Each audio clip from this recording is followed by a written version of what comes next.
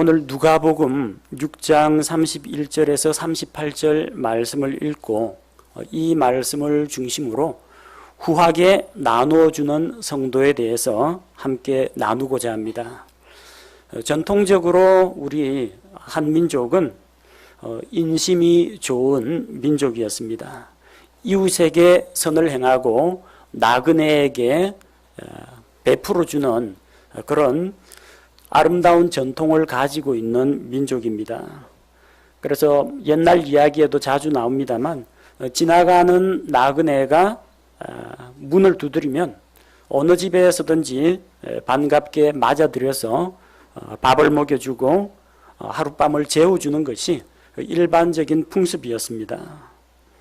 농번기에 일손이 부족할 경우에는 서로 힘든 일을 도와서 하고, 또 주변의 마을 사람 가운데 누가 재난을 당하면 각자 십시일반하여 조금씩 객출해서 어려운 집안을 도와주는 일들이 우리 민족의 또 그런 전통이었습니다.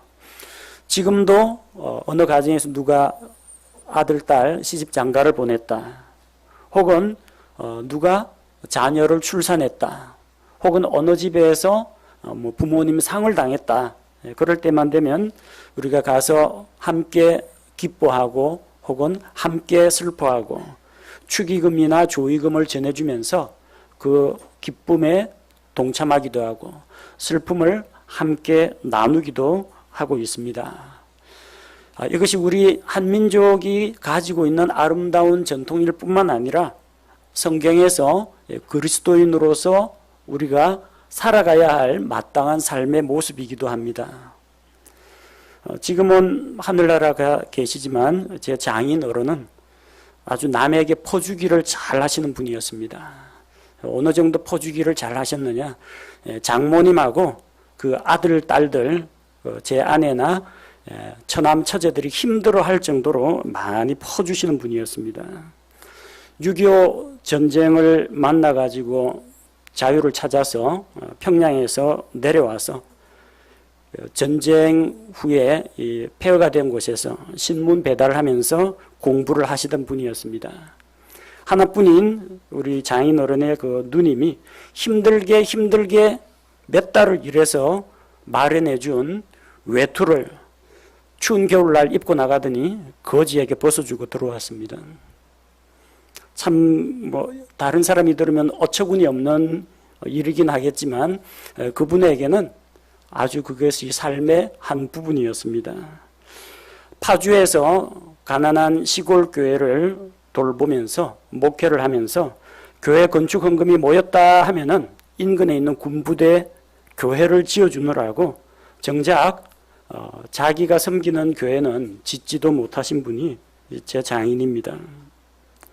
가난하고 없는 살림에도 손님들이 오면은 성심성의껏 대접을 해서 꼭 보냈습니다.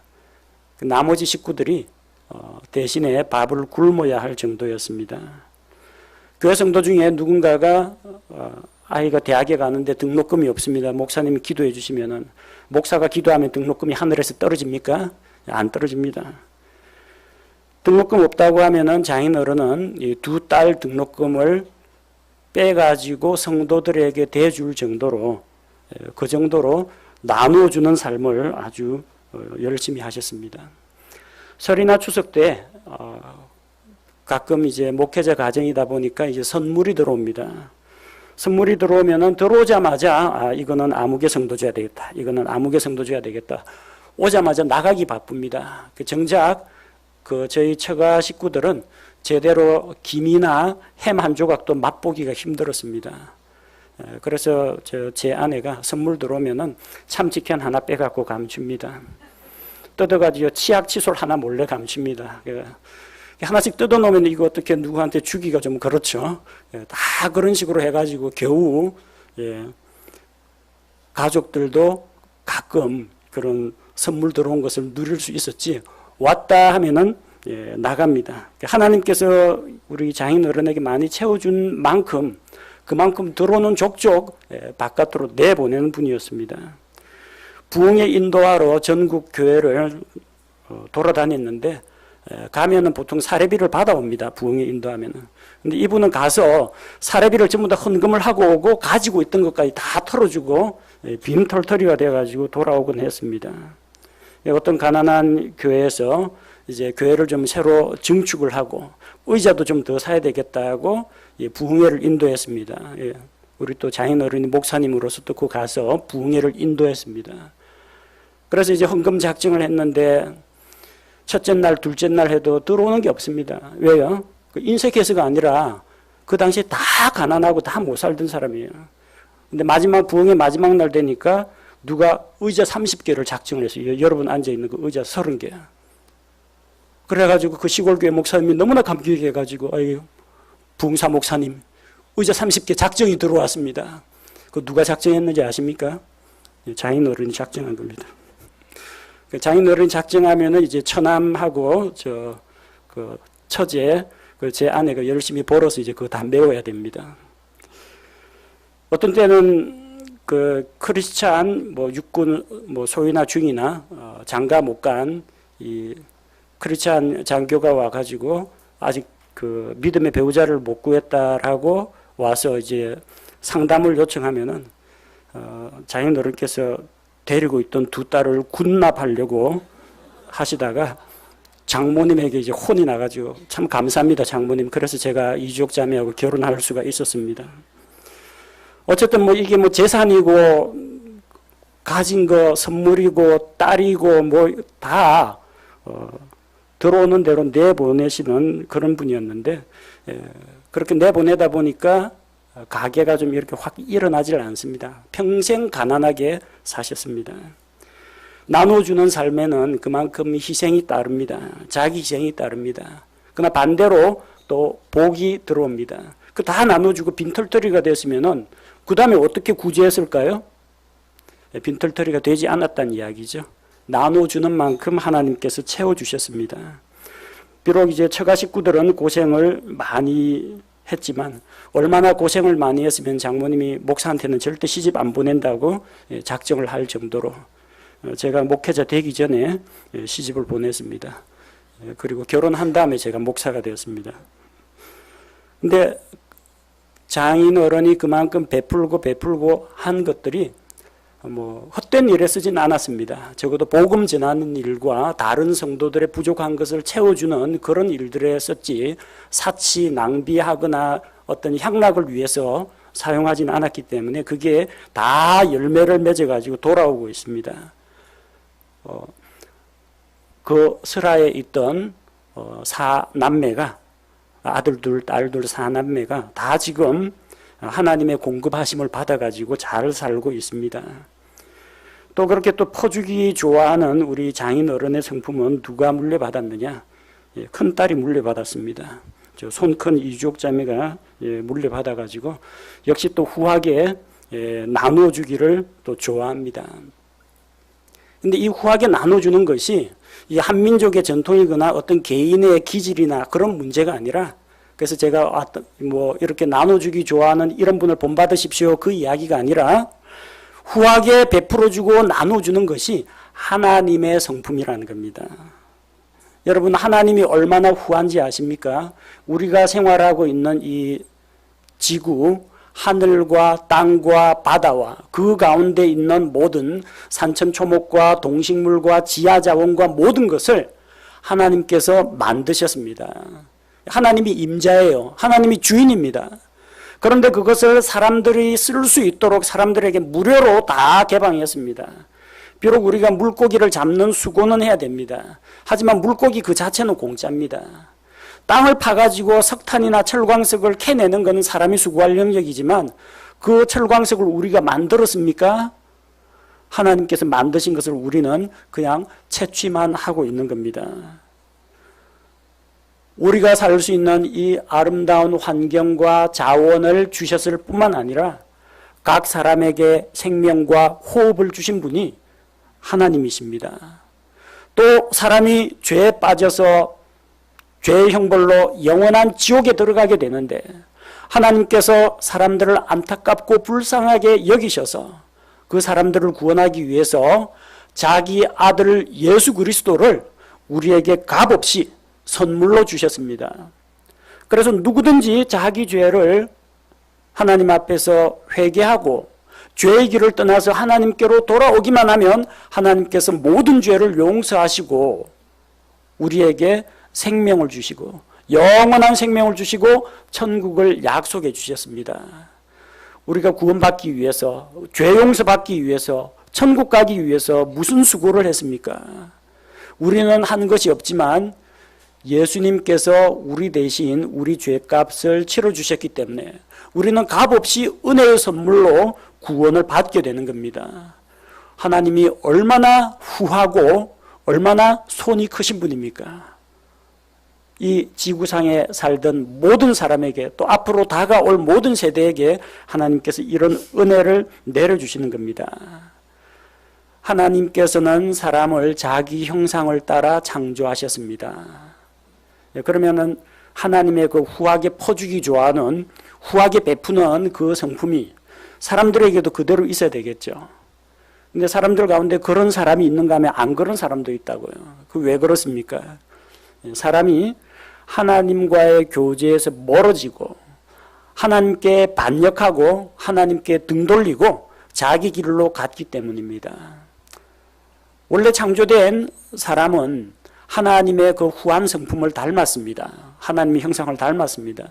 죄로 인해서 하나님하고 멀어진 겁니다. 그래서 죄 가운데 있는 사람은 다른 사람에게 나눠주는 것을 좋아하지 않습니다. 죄로 인해서 타락한 사람의 본성은 이기적입니다. 다른 사람에게 뭔가 혜택을 베풀어주고 희생하고 이타적이기보다는 자기 자신만을 위합니다. 자기한테 이득이 되면은 하고 손해가 되면 안 하려고 하는 게 일반적인 사람의 모습입니다. 자기에게는 쓸모없는 거라도 누가 그걸 간절히 필요로 하면은 안 주려고 합니다. 처음에는 버리려고 했는데 누가 정말로 그걸 간절히 요구하고 필요한다면은 돈 받고 팔려고 합니다. 그게 사람의 본성입니다. 누가복음 15장 16절에 보면은 이제 아버지의 집을 떠나 집 나간 둘째 아들이 있습니다. 아버지한테서 재산을 미리 상속받아 가지고 먼 나라로 가서 방탕한 생활을 하다가 가지고 있는 것을 다 잃어버렸습니다. 그래서 먹고 살 것이 없어가지고 돼지 치는 사람에게 가서 돼지 치는 일을 하면서 그 돼지가 먹는 그 돼지 사료, 돼지 먹이, 사람들이 먹다 남은 뭐 음식 찌꺼기나 아니면 돼지나 먹는 그런 나무 열매 이런 것들입니다. 그 돼지 먹이를 먹으려고 하는데 주는 사람이 없다는 겁니다. 사람이 중요합니까? 돼지가 중요합니까? 사람 생명 살리는 게 중요합니다. 근데 돼지치기의 주인은 그 둘째 아들, 그 탕자에게 돼지 먹이를 주지를 않습니다. 그가 돼지들이 먹는 곡식 껍질로 자기 배를 채우려 하되 아무도 그에게 주지 아니하므로 그에게는 굶주려 죽어가는 사람보다도 자기 집 돼지가 토실토실하게 살찌는 것이 더 중요했기 때문입니다. 이기적입니다. 나에게 필요 없더라도 하찮은 것이라도 딴 사람 안 줍니다. 차라리 내 돼지에게 먹였으면 먹였지. 죄로 인해서 타락한 사람은 이기적이기 때문에 남에게 베풀기를 좋아하지 않습니다. 두 번째로 왜 사람들이 나눠주고 베푸는 걸 잘 안 하느냐? 나눠주면은 손해를 본다라고 생각하기 때문입니다. 보통 우리는 기쁨은 나누면 2배가 되고 슬픔은 나누면 반이 된다고 합니다. 근데 요즘 아이들에게 야, 그 피자 좀 나눠 먹으라 그러면은 피자는 나누면 반으로 줄어든다고 합니다. 내가 손해보고 내 것이 줄어든다. 그 생각 때문에 나눠주지를 못하는 겁니다. 우리가 가지고 있는 음식이나 돈은 한정되어 있습니다. 누군가가 와가지고 숟가락 하나 더 얹어가지고 같이 먹겠다고 하면은 그만큼 다른 사람들의 몫이 조금씩 줄어들기 마련입니다.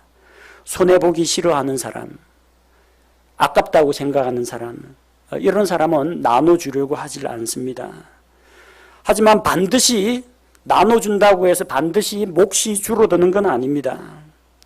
예수님께서 말씀을 전하실 때 장정만 5천 명이 넘는 큰 군중들이 모였습니다. 근데 그들은 민가로부터 한참 떨어진 산에 있었습니다. 사흘 동안 예수님과 함께 다니면서 말씀을 듣다 보니까 먹을 것은 다 떨어졌습니다. 그들을 위해서 빵을 사려고 하더라도 적어도 200데나리온어치 빵을 사야 먹일 수가 있습니다. 근데 거기에서 어떤 한 소년이 자기 엄마가 담아준 도시락을 가지고 있었습니다. 보리빵 5개, 물고기 2마리. 장정만 5천 명, 여자하고 어린아이들까지 치면은 그 숫자는 훨씬 더 많을 겁니다. 근데 그걸 자기 혼자 구석에 숨어가지고 몰래 조금씩 떼어먹지 않고 예수님께로 가지고 왔습니다. 예수님께서 그 빵과 물고기를 가지고 기적을 베풀었습니다. 그 자리에 있는 수많은 사람들이 다 배불리 먹고 12바구니 가득히 음식을 남길 정도로 풍성하게 많은 음식을 공급해 주셨습니다. 보리빵 5개 이거 떼면은 가루밖에 안 납니다. 5천 조각 만들려고 하면은. 하지만 그것이 주님의 손에 들렸을 때 놀라운 일이 일어나서 많은 사람들이 배불리 먹을 수 있게 되었습니다. 잠언 11장 24절 말씀해 보니까 흩을지라도 여전히 불어나는 일이 있고 지나치게 아낄지라도 가난에 이르는 일이 있느니라. 흩어서 다른 사람에게 막 뿌려주고 구제할지라도 불어나는 일이 있고 지나치게 아껴도 가난하게 된다는 겁니다. 어떤 한 할머님이 시장에서 열심히 장사를 하면서 근근히 생계를 유지해 갔습니다. 못 먹고 가난하고 영양실조로 마침내 세상을 떠났습니다. 나중에 저 동사무소에서 와가지고 시체도 치우고 집안도 정리해야 보니까 아궁이에 불을 안 뗐어요. 그 추운 데서 그렇게 지냈던 거예요. 왜 불을 안 뗐는가? 장판을 걷어보니까 지폐들이 쫙 깔려 있어요. 돈방석에서 자고 있었어요. 근데 돈이 전부 그 지폐라는 게 어떻습니까? 다 습기 차고 곰팡이가 펴가지고 너덜너덜해진 겁니다. 모을 줄은 알았는데 쓸 줄을 몰랐던 겁니다. 자기를 위해서 음식도 좀 맛 좋은 걸로 사 먹고 건강에 이로운 걸 좀 먹고 불도 좀 떼고 집도 좀 수리를 하고 그래도 남으면 주변 이웃들에게 나눠주든지 하면 될 텐데 평생을 가난하게 살아온 것이 한이 돼가지고 버는 족족 전부 다 장판 밑에 넣어둔 겁니다.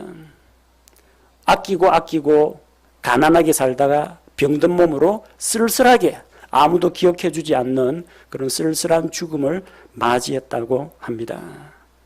지나치게 아껴도 가난하게 됩니다. 흩어 나눠주고 구제해도 부유하게 되는 일이 있습니다. 사람들이 왜 다른 사람에게 잘 베풀고 나눠주지 않느냐? 계산을 너무 잘해서 그렇습니다. 계산적이라는 겁니다. 내가 다른 사람에게 나눠준 만큼 돌려받으려고 합니다. 만약에 나는 줬는데 못 돌려받으면 섭섭하게 생각합니다. 연인들끼리 데이트할 때도 마찬가지일 겁니다. 내가 오늘 밥을 샀으니까 커피값은 저 사람이 내겠지 은근히 기대합니다. 근데 커피값까지 나보고 내라고 하면은 은근히 조금 화가 나는 게 사실입니다. 왜 그렇습니까? 계산을 하기 때문입니다. 내가 이 사람한테 뭔가 선물을 했다. 그럼 뭔가 보답이 돌아올 거라고 생각합니다. 내가 선물을 했는데 보답이 안 돌아온다. 그럼 또 서운하게 생각합니다. 선물 교환식이 아닌데 주면 감사히 받고 이번엔 뭐 이 사람이 줄 수도 있고 다음번에 뭐 저 사람한테 또 내가 줄 수도 있는데 근데 이걸 자꾸 준 만큼 돌려받으려고 하니까 서운한 생각이 들고 배신감을 느끼는 겁니다. 누가복음 6장 34절 읽은 말씀에 보니까 너희가 어떤 자들에게 받기를 바라며 빌려주면 무슨 감사를 받겠느냐. 죄인들도 준 만큼 다시 받으려고 죄인들에게 빌려준다는 겁니다. 일반 하나님을 믿지 않는 사람도 그 정도는 합니다. 돌려받고자 주는 거. 근데 우리 그리스도인은 좀 더 달라야 합니다. 돌려받기를 기대하지 말고 정말로 사랑하는 마음으로 베풀어 줄 알아야 됩니다. 대부분 다른 사람에게 주는 것이 자기에게 나중에 이득이 될 것 같으면 베풀어 줍니다. 그래서 내가 지금 선물을 하면 당장 돌려받지는 못하겠지만 나중에 이 사람하고 좀 잘 지내고 좀 인간관계도 좀 맺고 다음번에 내가 좀 부탁할 일이 있을 때 이 사람이 후하게 선하게 들어줄 걸 기대하고 준다라는 겁니다. 그래서 대부분 직장 상사한테 선물을 많이 합니다.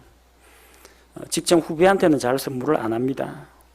권력 있는 사람한테는 선물을 잘합니다. 위 사람한테는. 근데 권력이 없거나 힘이 없는 사람한테는 선물을 잘 안 합니다. 보통 뭐 연말 연시가 되면은 뭐 직장 상사나 자기 학교 교수님이나 스승이나 권력 있는 사람한테는 선물도 하고 고급 식당에서 뭐 사은회해서 접대를 합니다. 근데 진짜 자기 집에서 수고하고 있는 날마다 수고하고 있는 이 사랑하는 아내한테는 외식 한 번 안 시켜주는 사람도 있습니다. 누가 감사를 받아야 됩니까? 누가 선물을 받아야 합니까? 진짜 높은 데 있는 사람이 아니라 자기 곁에 있는 사람, 또 자기보다 조금 더 못한 위치에 있는 사람한테 우리가 베풀어 줄 알아야 됩니다. 보답은 못 받을지 모르지만 그렇게 하는 것이 옳습니다. 일방적으로 줬는데 못 돌려받는다. 괜찮습니다. 원래 그 돌려받기를 계획하고 준 게 아니지 않습니까? 그냥 감사의 뜻으로 사랑하는 마음으로 긍휼을 베푸는 마음으로 주었으면 그걸로 충분합니다. 우리 그리스도인들은 구원받지 못한 사람들처럼 이기적이거나 또 계산적이거나 이런 식으로 생각해서는 안 됩니다. 우리는 하나님의 말씀을 따라서 후하게 나눠주는, 후하게 베풀어주는 이런 넓은 마음을 가져야 합니다. 그래서 우리가 왜 다른 사람에게 후하게 나눠줘야 되느냐? 하나님께서 그렇게 하라고 명령하셨기 때문입니다. 하나님께서는 다른 사람들을 후하게 대접하라고 우리에게 말씀하셨습니다. 이스라엘 백성은 3년마다 한 번씩 구제의 헌금을 걷습니다. 구제의 11조입니다. 해마다 드리는 그 11조 이외에 3년마다 한 번씩 내는 11조가 있습니다. 그건 누구 주느냐? 왕에게 갖다 바치는 거 아닙니다. 그 지역의 통치자에게 갖다 주는 거 아닙니다. 신명기 14장 29절에 보면은 너와 함께 나누는 몫이나 상속 재산이 없는 레위 사람과 내 성문 안에 거하는 나그네와 아버지 없는 자와 과부가 와서 먹고 배부르게 할지니라. 누구한테 줘요? 부자나 권력자한테 주는 거 아닙니다. 이 구제의 11조는 땅도 없이 혼자서 하나님을 섬기는 일을 하는 레위 사람이나 나그네, 그 외국인, 이방인들이나 혹은 아버지 잃은 그 집안의 아이나 혹은 남편 잃은 과부나 이런 사회적 약자들에게 베풀어 줬습니다. 우리가 선물을 해야 될 대상은 권력자가 아니라 가난한 사람들, 이런 사람에게 줘야 합니다. 또 이스라엘에서는 자기 집에서 6년 동안 열심히 일하는 종이 있으면은 7년째에는 자유롭게 자유를 줘서 내보내야 했습니다. 그래서 그냥 내보내는 것이 아니라 그동안 꼬박꼬박 월급을 주었겠지만 자유를 얻어서 나갈 때는 후한 선물을 주어서 보냈습니다. 신명기 15장 14절에 내 양떼에서와 타작 마당에서와 포도즙 틀에서 그에게 후히 줄지니 곧 주 내 하나님께서 내게 복을 주실 때 주신 것 중에서 그에게 줄지니라. 하나님께서 그에게 많은 것을 주시고 맡기셨다면 그 역시 많은 것을 내보내야 했습니다. 하나님의 명령입니다. 가난한 자를 돌아보라. 후하게 대접하라고 하셨습니다. 둘째로 우리가 다른 사람에게 후하게 나눠줘야 하는 이유는 예수님께서 나눠주는 삶을 우리에게 가르치셨기 때문입니다. 마태복음 5장 40절에서 예수님의 산상설교에서 너를 고소하여 내 돛옷을 빼앗으려 하거든 내 겉옷까지도 가지게 하고, 누가 내가 안에 이거 걸쳐 입는 돛옷을 탐낸다 그러면은 겉옷, 이스라엘에서는 안에 속에 입는 옷보다는 겉옷 이 외투가 훨씬 더 비쌉니다. 이 어깨로부터 시작해서 무릎 아래까지 내려가는 기다란 롱코트입니다. 그게 추위와 더위와 바람을 막아주고 잘 때는 이불처럼 덮고 잡니다. 누가 자기 이 덧옷을 탐내거든 아예 겉옷까지도 벗어주라고 했습니다. 이어지는 마태복음 5장 41절에 너로 하여금 억지로 오리를 가게 하거든 그와 함께 십리를 가며, 누가 함께 저 산책 오리만 가자 하면 십리까지 산책하라는 이야기가 아니고요. 당시에 로마 군인들이 이스라엘을 지배했기 때문에 주둔군 점령군입니다. 그들은 일반 민간인들을 징용을 할 수가 있었습니다. 노역을 시킬 수가 있었어요. 그래서 이제 로마 군인이 자기가 가지고 있는 무거운 짐이나 전쟁 물자를 혼자 매기 무겁잖아요. 그러면은 이스라엘 유대인 한 명 불러가지고 오리 동안 이거 메고 나하고 같이 가자고 하면은 가줘야 됩니다. 그런데 하기 싫은 거 끌려가듯이 도살장 끌려가는 양같이 오리 딱 재가지고 여기까지 하고 돌아가는 게 아니라 그 사람과 함께 심리까지 가져오라는 겁니다. 그만큼 다른 사람에게 베풀어 주라는 이야기입니다. 마태복음 5장 42절에는 내게 구하는 자에게 주고 내게 빌리고자 하는 자를 너는 물리치지 말라고 했습니다. 그리고 신약교회 성도들에게 주신 말씀이 있죠. 우리가 보통 마태복음에 나오는 산상수훈, 산상보훈에서 팔복을 이야기하면 팔복을 이야기하는데 복음서에는 기록되지 않은 9번째 복이 있습니다. 그 사도행전 20장 35절에 그 복이 기록되어 있습니다. 내가 너희에게 모든 것을 보여주되 곧 너희가 마땅히 이렇게 수고하여 약한 자들을 지원하고 또 주 예수님께서 말씀하신 것, 즉 주는 것이 받는 것보다 더 복되도다 하신 그분의 말씀을 기억하게 하였느니라. 복음서에는 기록 안 되어 있지만 사도 바울이 다른 사도들을 통해서 예수님이 직접 말씀하신 것을 전달받았습니다. 주는 것이 받는 것보다 더 복되다. 9번째 복은 무엇입니까? 영이 가난한 자는, 의를 위해 핍박받는 자는 그 복이 아니라 다른 사람에게 나누어 주는 자가 복이 있다는 겁니다. 예수님의 말씀입니다. 로마서 12장 13절 성도들의 필요에 따라 나누어 주며 손님 대접하기를 힘쓰라고 했습니다.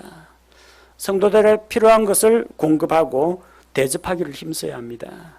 우리 교회도 그렇게 규모는 크지 않습니다만 또 가정 형편도 크게 차이 안 납니다. 거의 비슷비슷한 삶의 수준인데 가끔 가다가 어떤 분이 성도들을 대접하고 싶다고 떡을 해오기도 하고 과일을 풀기도 하고 어떤 분은 여름에 빙수나 커피나 이런 것들을 제공하시는 분들이 있습니다.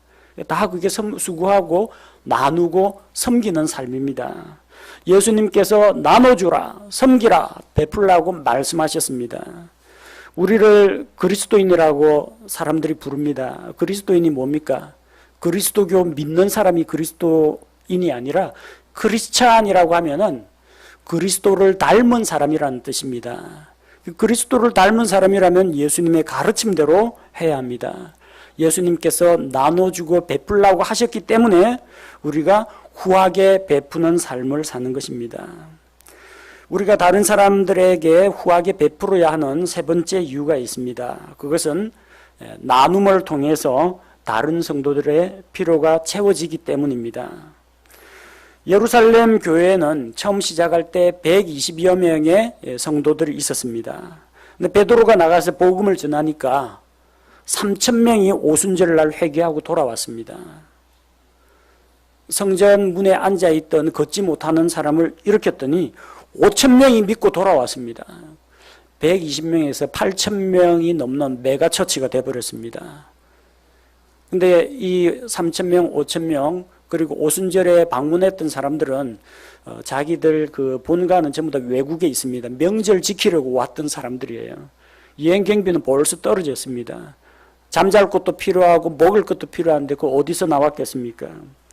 성도들이 다 자기가 가진 것을 베풀어 주었기 때문입니다. 사도행전 4장 34절 35절에 보니까 그들 가운데 부족한 자가 아무도 없었으니 8,000명이 넘는 사람이 부족함이 없이 살 수 있겠습니까? 어떻게 하면 그렇게 살 수 있습니까? 이는 땅이나 집을 소유한 자들이 그것을 팔아서 그 판 것들의 값을 가져다가 사도들의 발 앞에 두매 그들이 각 사람에게 필요한 대로 나누어 주었기 때문이더라. 만약에 지금 우리 교회 성도들이 약 200명 정도 되는데 갑자기 5,000명이 몰려오면 어떡할 겁니까? 교회 재건축합시다 이 이야기 나오기 전에 그 재건축하는데 하루아침에 되는 것도 아니고 뭐부터 해야 돼요? 그 새로운 성도들 먹여 살릴 생각해야 됩니다. 그분들하고 같이 음식도 같이 나눠야 하고요. 그분들을 위해서 공간들도 필요할 텐데 어떻게 해서든지 서로 양보하고 서로 베풀고 나누고 해서 그들의 필요를 공급해 주는 것이 필요합니다. 일부 성도들에게 많은 짐을 지우는 것보다는 성도들이 이 짐을 나누어지는 것이 필요합니다.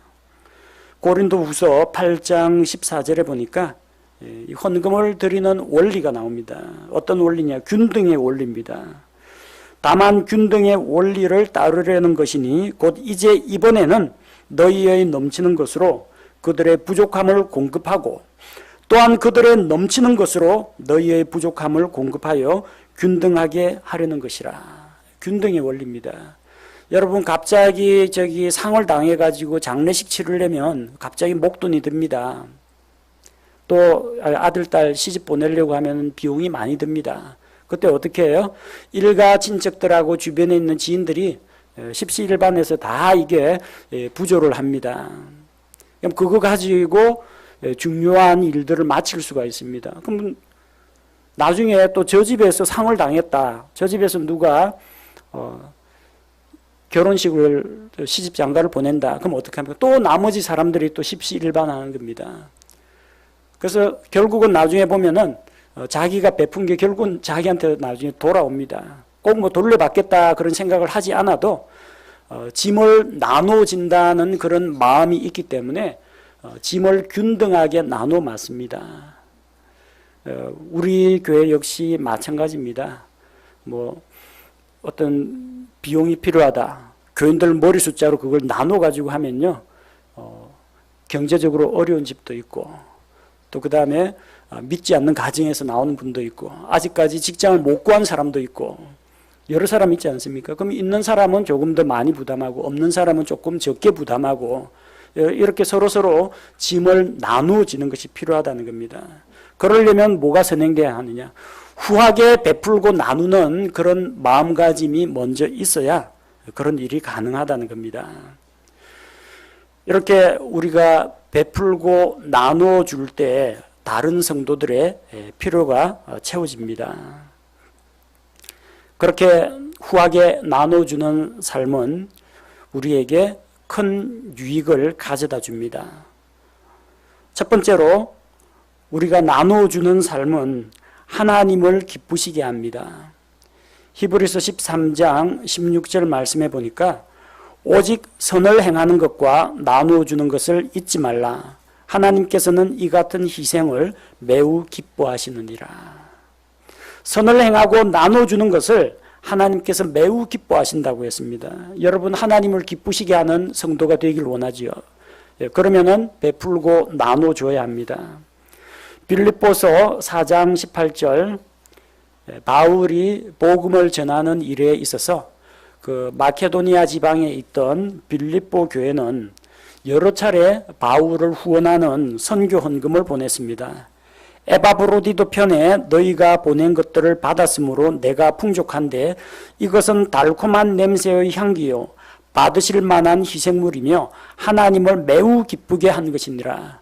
바울이 선교 헌금 받고 좋아했던 게 아닙니다. 바울은 있으면 있는 대로 없으면 없는 대로 가난하든지 아니면 부하게 되든지 있는 것을 족하게 여기며 살았습니다. 그런데 그들이 보낸 헌금은 누구를 기쁘게 했느냐? 하나님을 크게 기쁘시게 했습니다. 두 번째, 우리가 나눠주는 삶을 살 때 나눠주는 사람도 풍족하게 된다는 겁니다. 다른 사람에게 나눠주는 자는 다시 체험을 받게 됩니다. 그 장부에 적어놓고 내가 이거 나눠줬는데 언제 돌아오나 계산 안 해도 됩니다. 언젠간 돌아옵니다. 그 사람한테서 직접 돌아오든지 아니면 다른 사람을 통해서 돌아오든지 나눠주는 자는 다시 공급을 받습니다. 잠언 11장 25절에 후하게 주는 호는 기름지게 되며 물을 대는 자는 자기도 물을 받으리라. 여러분 논에다 물 대 보신 분 있습니까? 논에 물 대놓고 물 흘러가는 거 아깝다. 옆집 논에 안 가게 수로 딱 막아놓고 그 물을 썩습니다. 흘려보내야 됩니다. 흘려보내면은 옆집 논에 물이 가겠죠. 그럼 이쪽에 물이 빠져나가니까 압력이 낮아지죠. 그럼 다른 데서 물이 또 흘러 들어옵니다. 이렇게 다른 사람에게 나눠줄 때에는 자기도 혜택을 보게 됩니다. 우리가 오늘 읽은 누가복음 6장 38절에 주라 그리하면 너희에게 줄 것이니 우리가 다른 사람에게 주면 우리에게도 돌아온다는 겁니다. 근데 어떻게 돌아오느냐? 내가 준 것만큼 그대로 돌아오느냐? 후히되어 누르고 함께 흔들고 넘치게 하여 사람들이 너희 품에 안겨주리라. 너희가 잴 때 쓰는 바로 그 척도로 너희가 다시 평가를 받으리라 하시니라. 이게 무슨 이야기냐면요. 우리나라 사람이나 유대인들이나 곡식을 되어갖고 줄 때는 이 돛박, 사각형으로 된 돛박, 그 돛박에다 곡식을 담습니다. 그 다음에 요 밀대가 있어요. 동그란 밀대, 나무 막대가 있습니다. 후이되어 싹 깎아서 주는 게 아니라 후이되어 누르고, 그 다음에 요 막대 가지고 확 깎는 데 쓰는 게 아니라 옆에를 톡톡톡톡 칩니다. 그러면 곡식이 쭉쭉쭉쭉 내려앉습니다.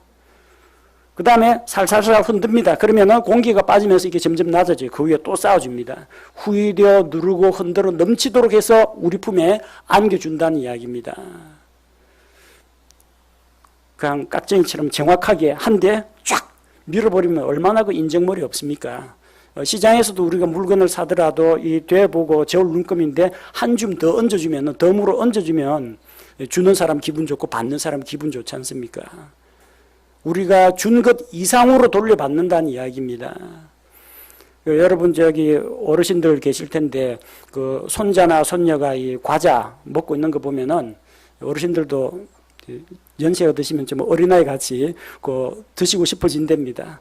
그래 그 할아버지 하나만 줘라 하는데 할아버지 아 하면서 입에 넣어주는 손주가 있어요. 근데 안 줘 하면서 감추는 손주가 있어요. 근데 할아버지 하나 그 과자 하나 입에 넣어주잖아요. 할아버지가 손자 거 뺏어 먹고 그냥 있습니까? 나중에 한 봉지 사줍니다. 하나님 앞에서 우리가 그렇습니다. 우리가 다른 사람에게 베풀어 줄 때 하나님께서 후히되어 누르고 흔들어 넘치도록 해서 우리 품에 채워주신다고 약속했습니다.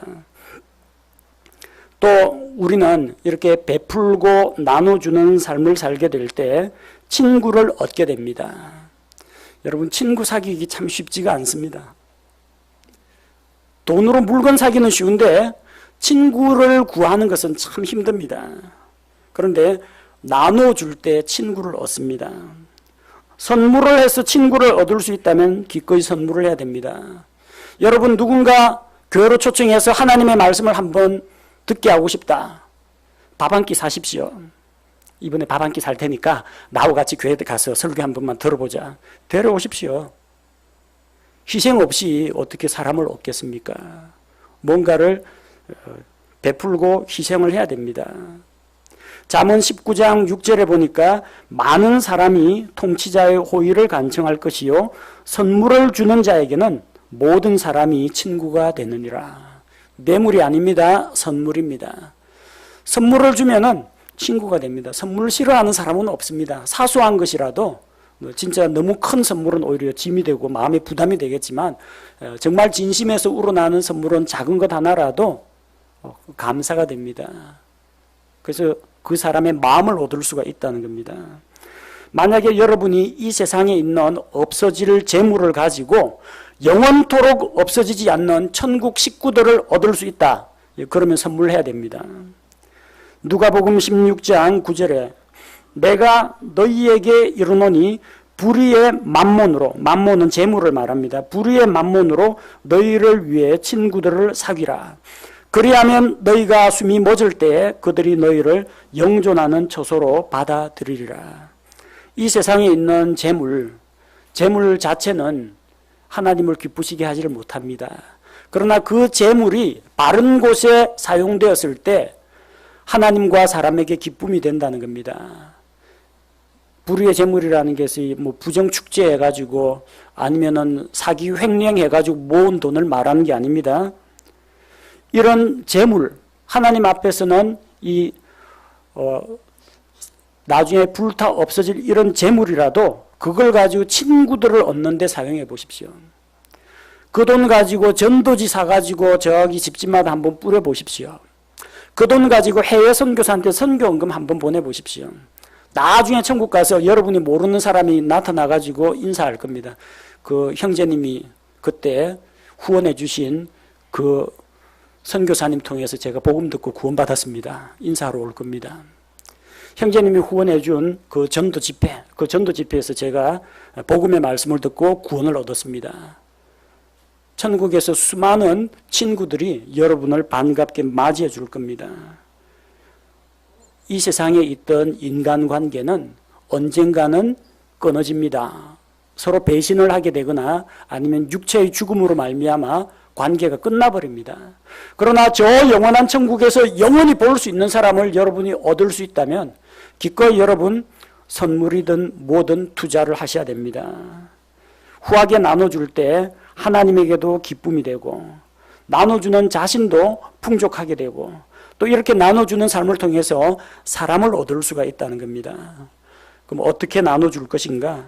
첫 번째는 은밀하게 나눠줘야 합니다. 자기 의를 드러내고 사람들의 영광과 칭찬을 받으려고 해서는 안 됩니다. 옛날에는 우리 불이웃 돕기, 수재민 돕기 성금하면요, 텔레비전 방송국에 생중계를 해줍니다.